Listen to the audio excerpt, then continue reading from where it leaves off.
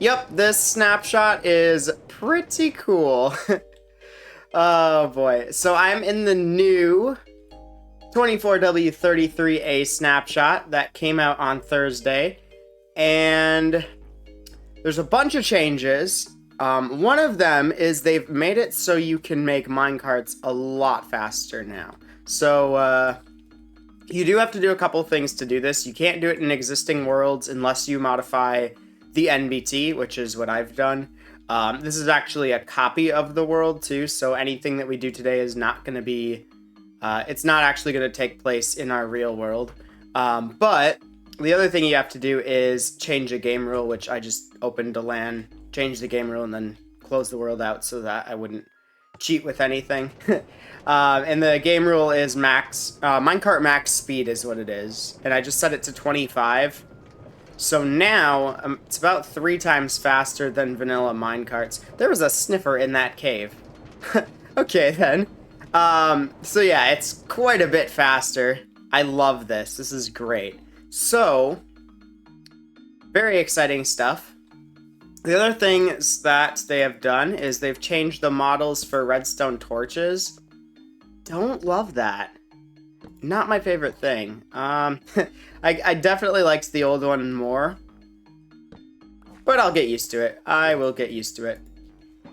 So we can test some stuff with the minecarts here. Oh, interesting. Okay, so first of all, I don't like that. I don't like that. Look at how, when we first place the minecart down, it's like facing the wrong way.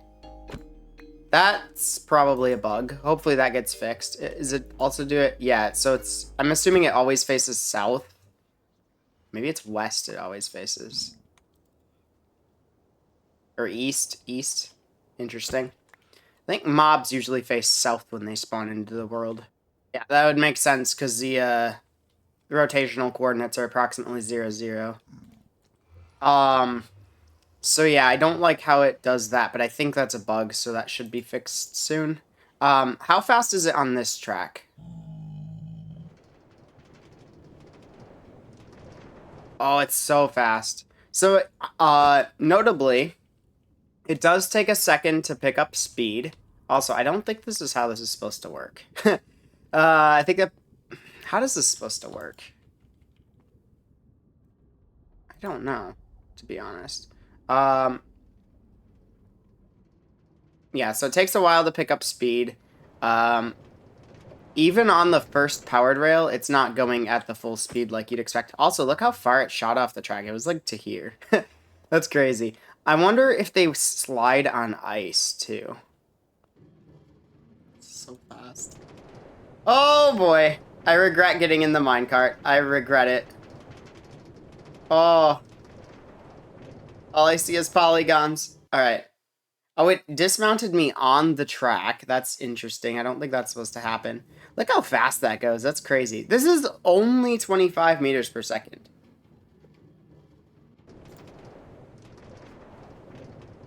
Alright, so there's a setting for this. You can do rotate with minecarts off. And it just does this. Oh, I don't like this at all. Oh, jeez.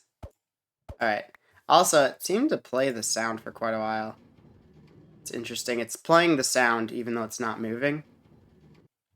Glitchy, I guess. I think it probably plays through one full cycle of the noise playing. Yeah, that's what it seems to be. Also, when I place it on a curved track, it faces that way instead. So can we make it go this way? We can. Okay. So previously, what would happen if you put it on a curved track, it would tilt diagonally like this, and it's not doing that now, so I think that's a bug. Okay, I found something else that I don't like.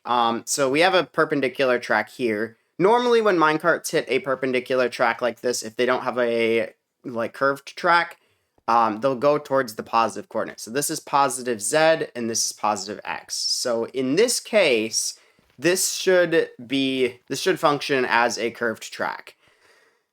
Let's see how it works. It does not function as a curved track. So it seems to me that they have switched it around. So now minecarts prefer to go in the negative direction. which means it instead goes this way, then this way, then this way, and it goes off the track. So we have to redesign this in such a way that this doesn't happen.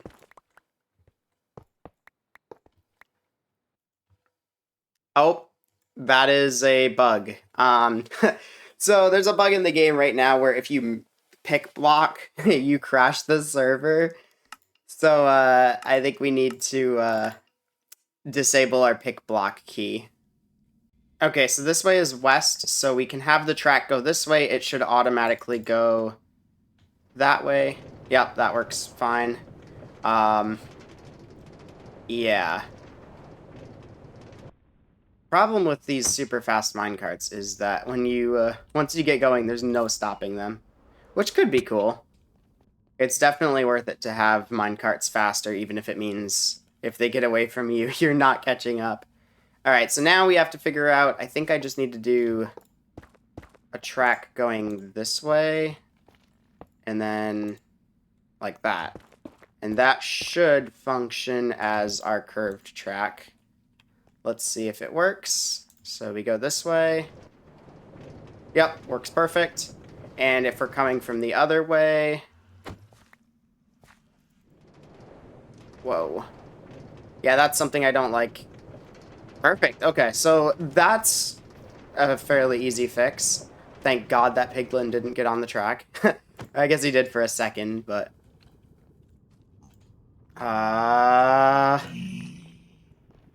So one thing I want to test is there's a thing you could do before. Oh, I thought they made it so you take damage now when you do that. This is my Nether Vader. Let's go over to the Nether Fortress. I'm gonna time how long it takes using the video. It's pretty quick. I'm thinking it might be quicker to just fly there than use the minecarts, because that is one thing I wanted to test, was which way is faster. Alright, here is our other option. We could take the track and see how it works. It might be about the same. No, it's definitely faster to fly. Also, the way the minecart rotates is a little bit janky there.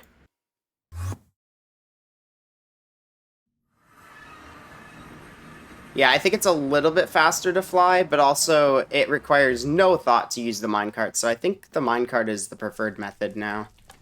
With the flying, you actually have to think where you're going, which isn't ideal. Oh boy, you've done it now. Whoa, whoa, whoa! That's a new feature! Did you see that? He spawned a zombie piglin instead of a zombie. So, previously, you'd get zombies spawning in the nether. Does this have knockback? It does. That stinks. Okay. So now, if a zombie piglin takes damage, instead of spawning a zombie, it spawns a zombie piglin. So that makes me wonder, can we farm zombie villagers this way? Or is it just going to spawn zombies? Okay, so the results are it was about the same speed to go on the minecart than flying. It was like literally split seconds faster flying. But still, I think making minecart tracks could be worth it if they were made about 25 or 30 blocks per second instead of 8. So also we have a comparison of some different forms of transportation here. So sprint jumping is approximately 7.1 meters per second. A powered rail goes up to 8 meters per second. A boat goes also 8 meters per second, but you can't use it in the nether. And soul speed 3 is 9 meters per second. So already we've got soul speed, which requires placing blocks as well as powered rails. So it's about the same amount of work, and already we have one that's faster. Sprint jumping in a 2-high tunnel. If you have a tunnel built, you're already halfway to making a track. So, and then on top of that, this is easier because you just sprint jump and you don't need to worry about placing any tracks down. And that's without soul speed or anything. That's just straight up sprint jumping in a 2-high tunnel. So already. We're almost 10 blocks per second, so faster than vanilla rails. The fastest horse possible is 14.2 meters per second. Ender pearls, just throwing them repeatedly, is 23 meters per second, roughly.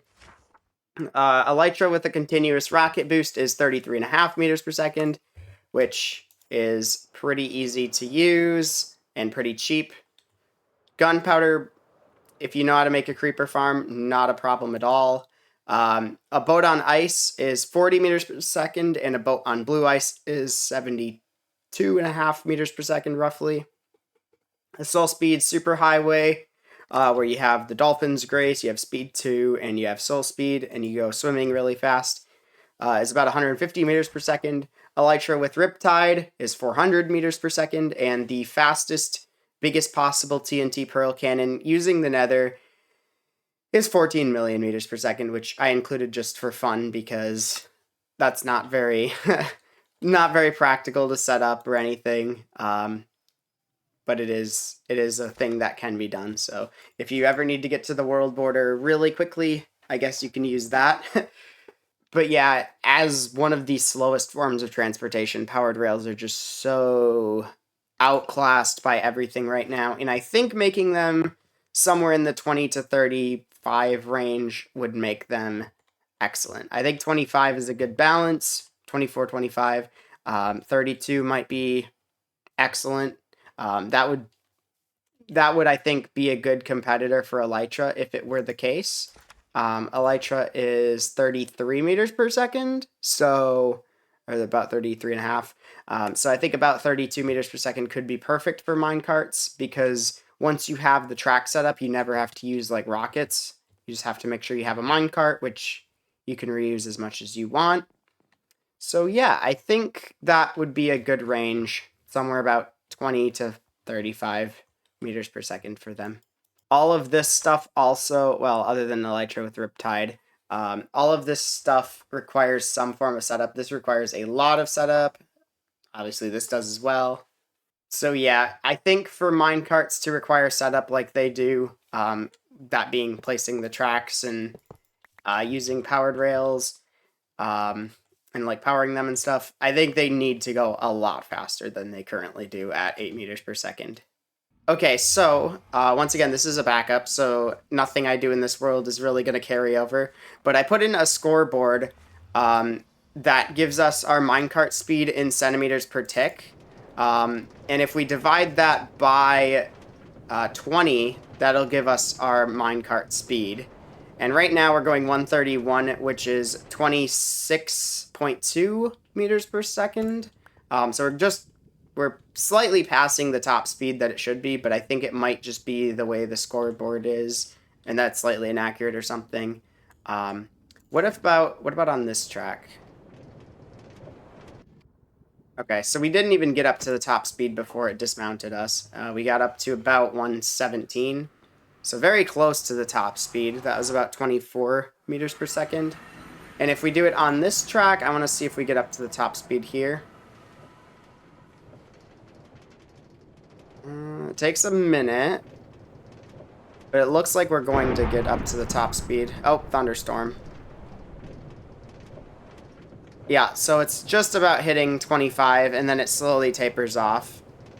So I think what would be excellent is if, to get to top speed, actually when it went up the slope, it went faster, but that's because it has to compensate for the fact that you're going diagonally. So it goes 1.4 times faster, or the square root of 2 times faster, up slopes and down slopes. So what I'd like to see is a change so that way you don't reach the top speed, or you don't stay at the top speed if you don't have powered rails the entire way, because you can use powered rails pretty sparsely and still maintain top speed. It does take a while to get to top speed. As you can see, it's quite a while before we get to top speed. Still haven't reached it yet.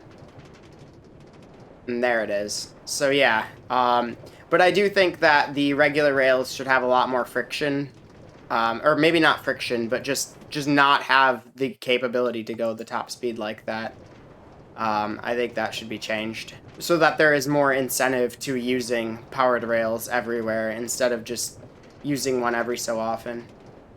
So there's been some changes to redstone. Normally, this redstone here would update this piston, but now that doesn't happen, which is a really bad change in my opinion. First of all, we're making it further than Bedrock Edition, because on Bedrock this would power. I don't think you can run redstone up things like this in Bedrock, though I might be wrong. But if you do have a slab, this would power this piston on Bedrock, whereas it's not doing that here, and it needs a block update, like so. The grass turned into dirt there and caused an update. So yeah, it's kind of interesting how it works now. I think it'll retract once the grass grows back there, which is kind of funny.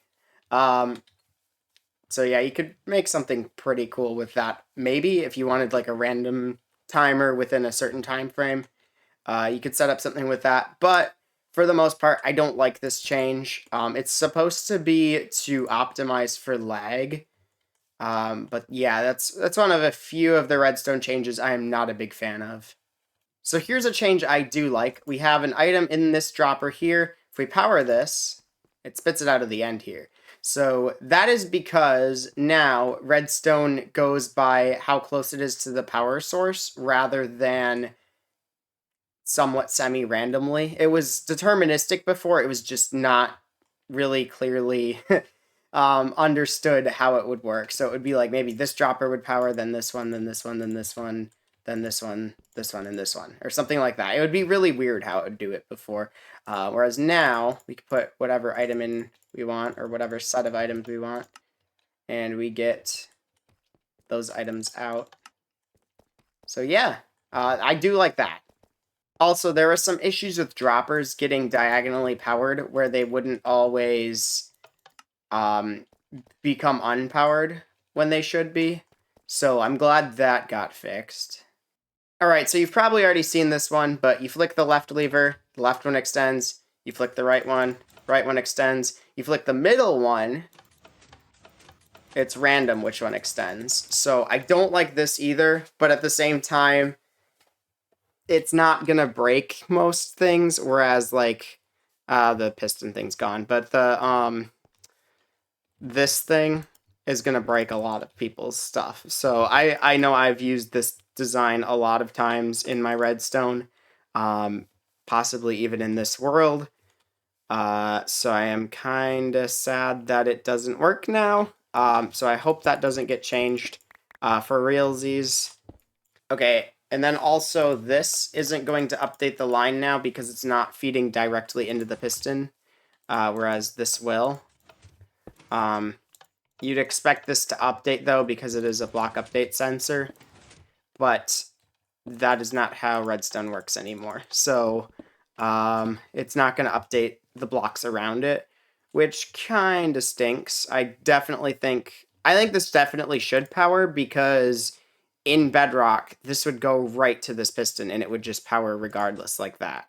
So I think it's really silly that this, oops, big block, that this doesn't update it because it should, if that makes sense. So yeah, again, it's just making parity further from Bedrock when they're trying to make things be in parity with Bedrock. So I don't think they should do that change either. Also, there's been some changes to the bundle experiment. You can now craft them with leather. So let's get that ready. So yeah, you can craft them with leather and string. So you can do it in your inventory now. So we have a bunch of bundles here. So you could put... Oh, I don't like the new way that they've made it. So... oh, you can't use... You can't move this around with the number keys, eh? That's odd.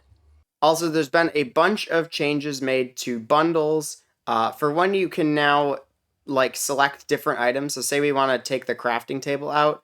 We can use our scroll wheel to get to that, and then we could take the... Oh, it even has like a little...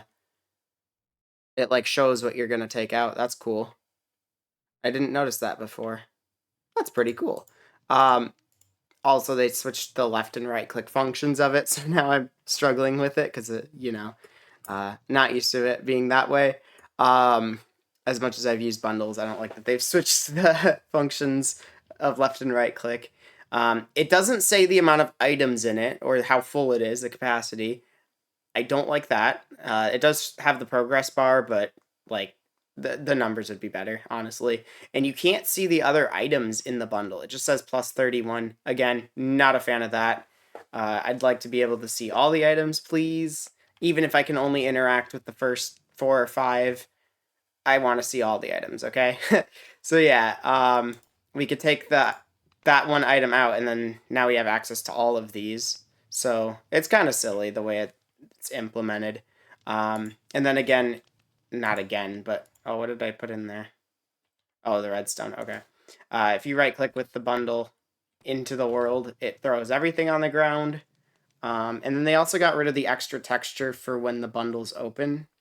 Or maybe that was the texture it uses for when you're doing this. I don't think it is. I think that's a new texture. And also, you can use bundles to store clocks and compasses in, and they function inside the bundle. So that's pretty cool. Well, anyways, guys, it is that time of the episode. Time for the comment of the day, which says, okay, why is no one talking about the fact that sharpness enchants don't work on swords, axes, tridents, or even maces? Like, it says you've put sharpness 5 on your sword, but it still says the base 8 damage. I'm surprised no one else has not noticed it by now. And that comes from Chadzilla. So, yes, I did notice that as well in my one of my recent episodes of Metacraft. I noticed it. We have Smite 5 here. It says 8 attack damage. We have Sharpness 5. It also says 8 attack damage. So yeah, there's definitely an issue there. However, it is purely visual. So if we go ahead and kill this guy with our Sharpness, we one-shot him. And it's not because of the fire aspect. That doesn't apply damage that quickly. However, if we go and kill one of these guys with this, which says 8 as well, it doesn't one-shot. And they still have 2 hit points left. So that is because it's actually doing 8 damage. So the sharpness does work. It's just a visual thing that it doesn't. Yeah, it actually is working properly. It just doesn't display the right amount. Well, anyways, guys, that is about it for this one. I hope you enjoyed the video. Have yourselves an amazing day, and goodbye.